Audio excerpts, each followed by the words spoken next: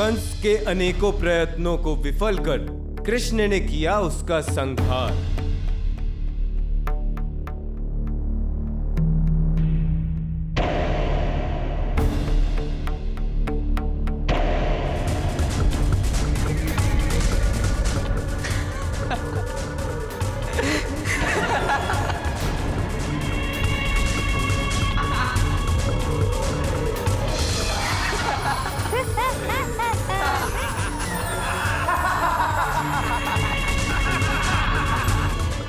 जी, मुझे मेरे लल्ला का अट्टहास देखकर मेरा मन बहुत अधिक विचलित हो रहा है।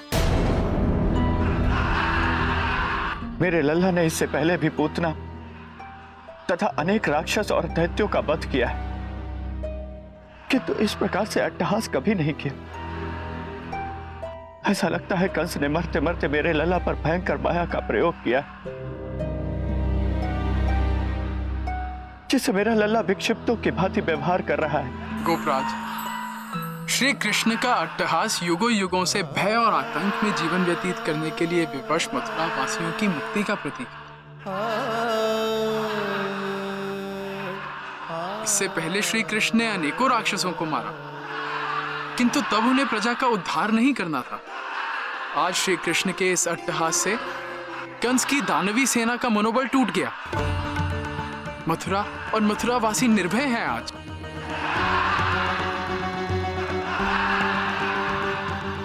अक्रूर जी, आपने मेरी चिंता का अंत कर दिया है। अब मुझे मेरे लल्ला के अट्टहास के कारण का पता चल गया है। दाऊ, आप कंस मामा का अंतिम संस्कार पूरे राज के सम्मान के साथ करवा दीजिए। जीवित रहते तो उन्होंने कोई धर्म का कार्य नहीं किया, किंतु मृत्यु के बाद उनकी आत्मा को धर्म की शरण और शांति प्राप्त हो। अरे पर कान्हा, वो तो ठीक है, वो मैं करवा दूंगा, पर तुम कहाँ जा रहे हो? अपनी मामियों के पास जा रहा हूं दाऊ। ऐसे दुख की घड़ी में उनके पास कोई तो होना चाहिए, उन्हें सांत्वना देने के लिए, उनके आंसू पोंछने के लिए। वहीं कृष्ण की सोच के विपरीत कंस की पत्नियां अष्टि और प्राप्ति ने किया कृष्ण पे वार, परंतु हुए विफल।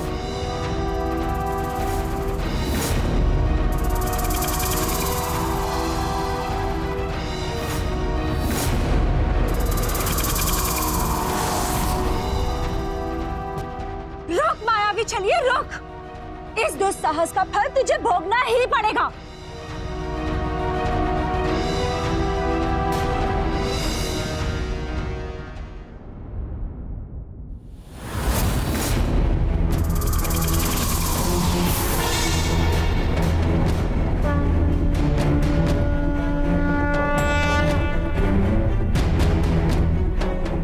मैं चाहूं तो आप दोनों को अभी दंडित कर सकता हूं,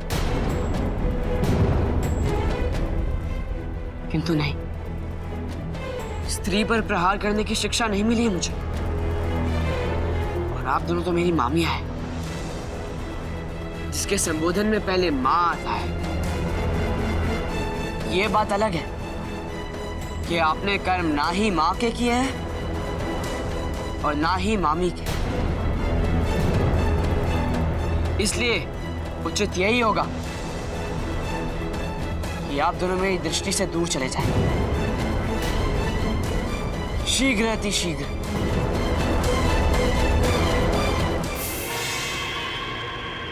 और अष्टि प्राप्ति पहुंची अपने पिता महाबलशाली जरासंध के समक्ष।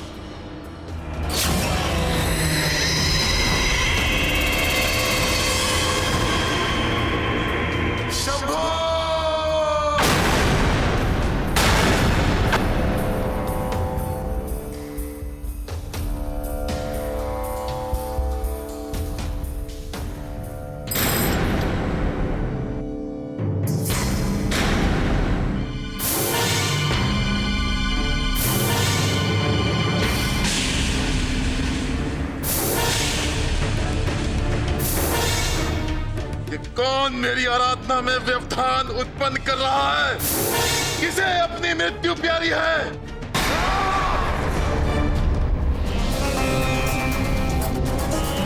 है ये सब? ये कैसा स्वांग है? अपने पिता के साथ परिहास करते हुए तुम्हें लज्जा नहीं आती? ये परिहास नहीं है पिताश्री। हमारे स्वामी अब इस संसार में नहीं रहे पिताश्री। हमारा सुहाग उजड़ गया पिताश्री। हम विधवा हो गए। क्या कह रही हो? कैसे हुआ ये सब? किसने किया? कॉलिंग कृष्ण ने। उसने मार डाला हमारे स्वामी को।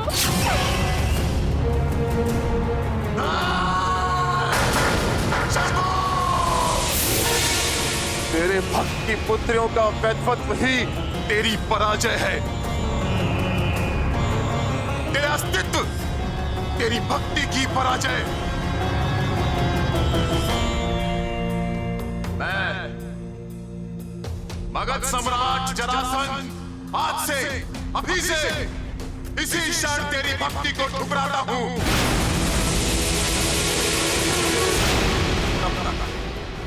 जब तक मैं उस ग्वाले कृष्ण और यदुवंशियों का नाश ना कर दूं।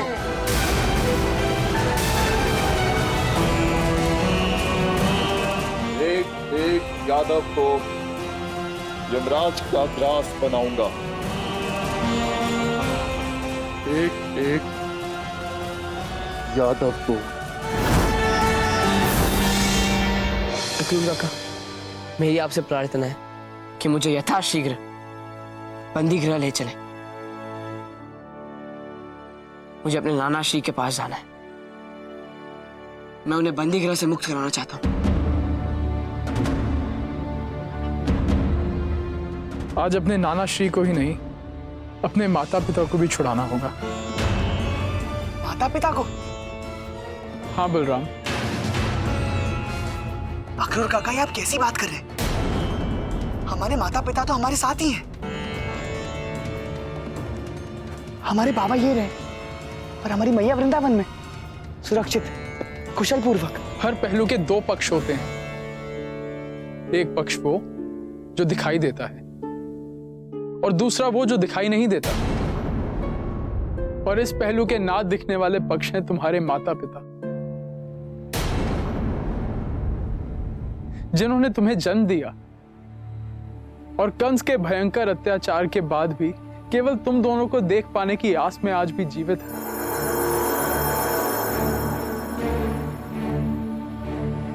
नंद बाबा, यशोदा मैया, रोहिणी मैया, ये तो केवल तुम्हारे पालन। बलराम, आज का ये शुभ समय माता देवकी और पिता वसुदेव को बंदी गृह से छुड़वाने का है।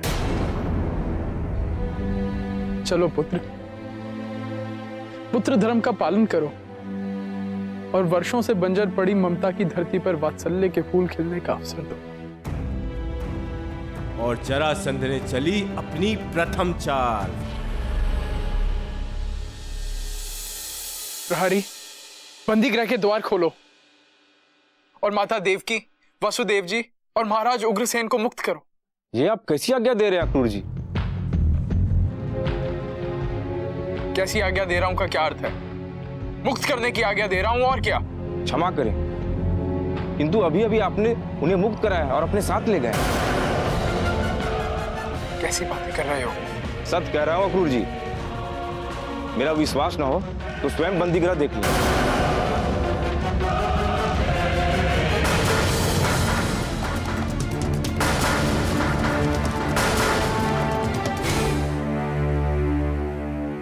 हाँ अक्रूर काका, बंदी गृह में तो कोई नहीं। अक्रूर काका, आप तो हमारे साथ ही थे, तो आपके वेश में और कौन आ सकता है यहाँ? जरासंध के प्रतिशोध की प्रतिनिधि कृत्या। मैं पूरे विश्वास के साथ कह सकता हूं बलराम, ये सब उसी कृत्या का किया गया है। एक वही है इस संसार में जिसे तंत्र विद्या में कोई चुनौती नहीं दे सकता, जो कहीं भी कभी भी बिना किसी रोक टोक के आ जा सकती है। किसी का भी रूप धारण कर सकती। किंतु अक्रूर काका, उसने आपका रूप कैसे धारण किया होगा? सम्राट जरासंध के सहयोग से। जरासंध ने इच्छाधारी रूप धारण करने की विद्या सिद्ध की है। कृत्या ने मेरा रूप धारण करने के लिए जरासंध के चरणों को भानुमति सिद्धि विद्या से स्पर्श किया होगा।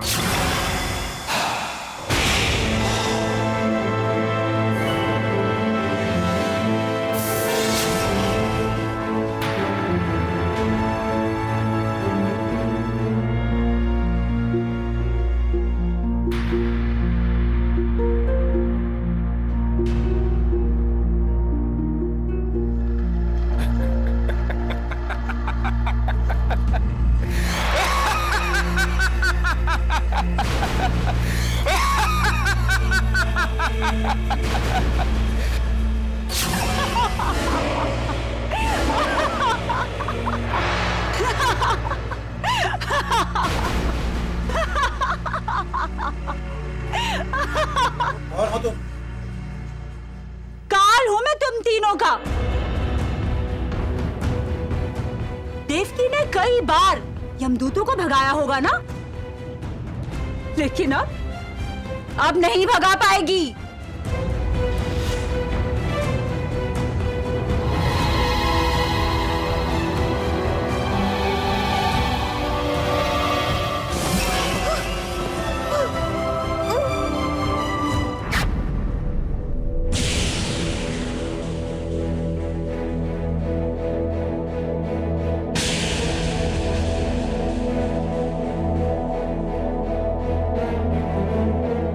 सम्राट जरासंध की जय हो। दर्शन दीजिए सम्राट, दर्शन दीजिए, दर्शन दीजिए सम्राट।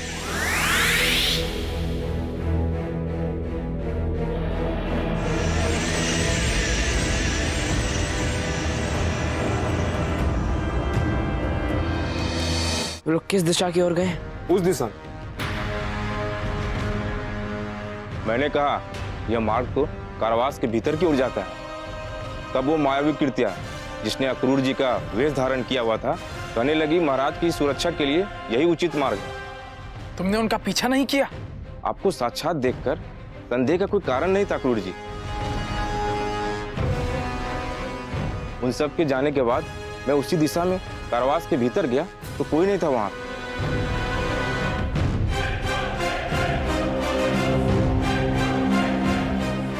ठीक है, आप सब लोग यहीं पे रुकिए।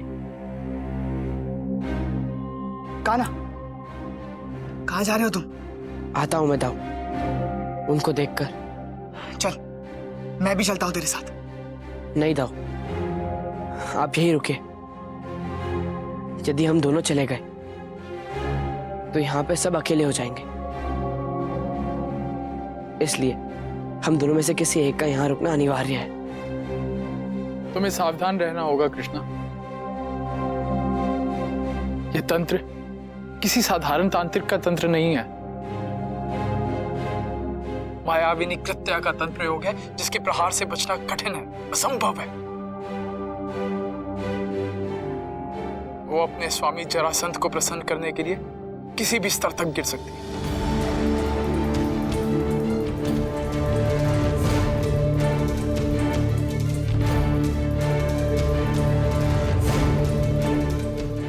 उधर कृष्ण का सामना हुआ कृत्या की माया जाल से।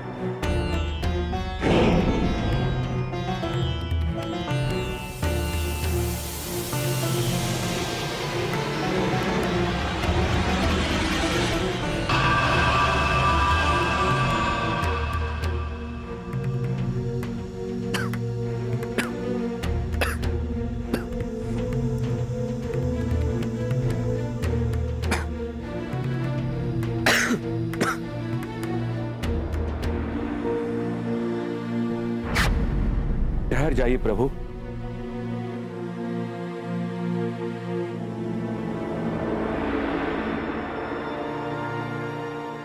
ब्रह्मदेव आप? हाँ प्रभु, मैं तंत्र के इस बंधन को लांघने की भूल मत कीजिए। मैं आपको बस यही बताने आया हूं कि तंत्र का यह बंधन भगवती महाकाली के नाम से किला गया है और आप तो भली भांति जानते हैं कि भगवती महाकाली कितना क्रोध करने वाली है। बंधन की मर्यादा ना रखने वालों से वो कितना अधिक रुष्ट हो जाती है, और उनका ये रोष संसार के कण कण को पता है।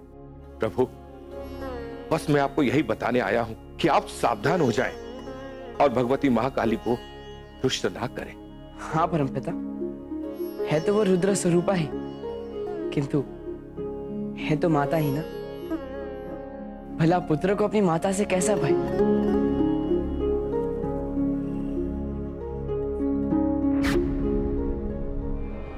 वहीं आने वाले संकट से अनभिज्ञ कृष्ण बढ़े अपने मार्ग की ओर।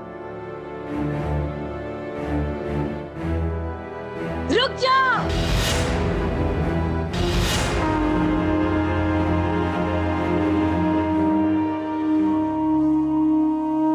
जय सर्वगते देवी काल रात्रि नमोस्तुते।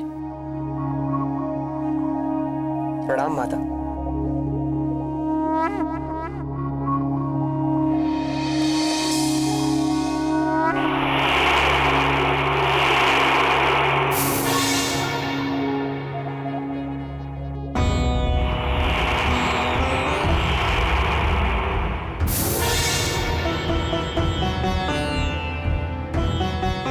मुझे क्षमा कर दीजिए माता, मुझे से अज्ञानी को क्षमा कर दीजिए। क्षमा?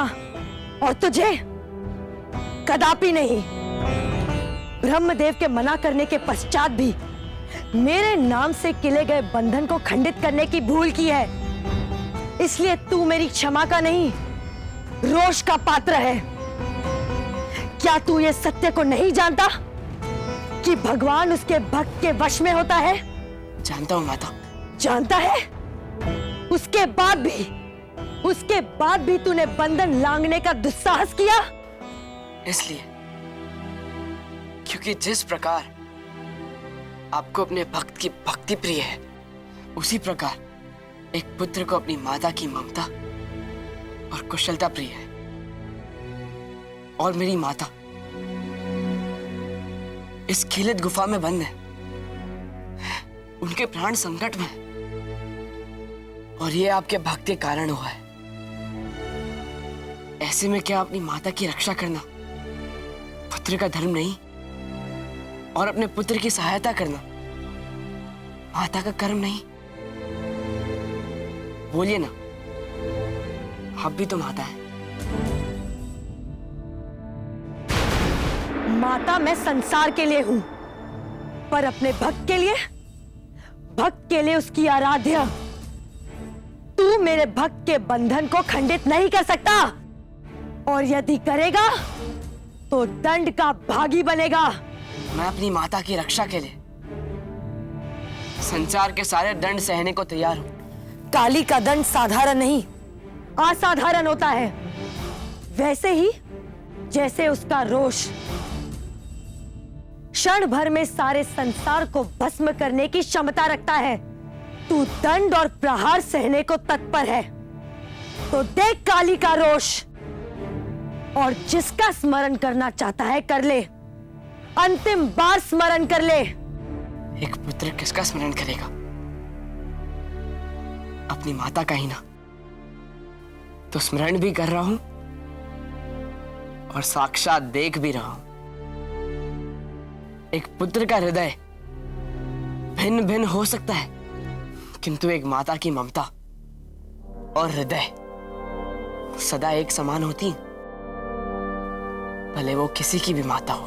बातें तो बड़ी बड़ी करता है, सार भी है तेरी बातों में, परंतु तू ये भूल रहा है कि मैं काली हूं, और काली भूल करने वालों को दंडित करने के लिए प्रसिद्ध है, और तुझे अपना दंड भोगना ही होगा। सावधान! जय हो, सम्राट की जय हो। सम्राट, दर्शन दीजिए सम्राट। कृत्या,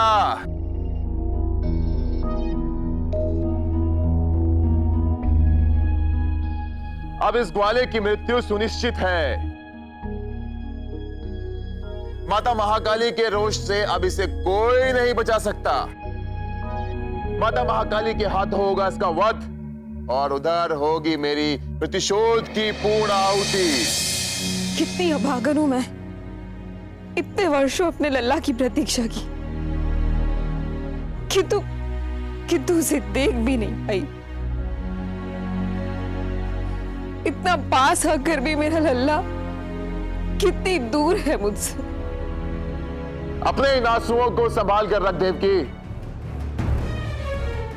क्योंकि अब वो समय दूर नहीं जब तू अपने लल्ला का मृत शरीर देखेगी।